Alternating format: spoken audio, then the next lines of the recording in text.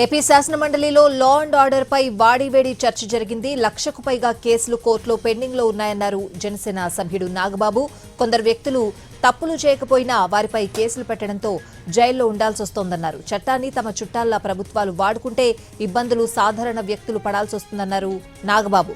తమ ప్రభుత్వం వచ్చాక ఎవరి మీద అక్రమంగా కేసులు పెట్టలేదన్నారు హోంమంత్రి వంగలపూడి అనిత. గత ప్రభుత్వం సోషల్ మీడియాలో పెట్టిన పోస్టింగ్లపై కూడా కేసులు పెట్టారని, అమరావతి రైతులపై పెట్టిన కేసులకు లెక్క లేదని చెప్పారు.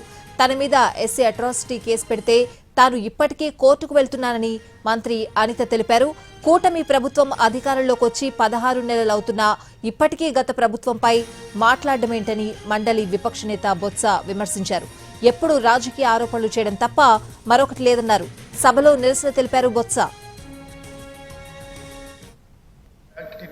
ఇలాంటి తప్పుడు కేసులు పెరుగుతూ పోతున్నప్పుడు మనం చూస్తూ కూర్చుంటే మనం కేవలం అమాయకులు పనిష్ చేస్తున్నట్టే కాదు అధ్యక్ష, మన న్యాయ వ్యవస్థ తాలూకు శాంక్టిటీని కూడా డిస్ట్రాయ్ చేస్తున్నట్టు.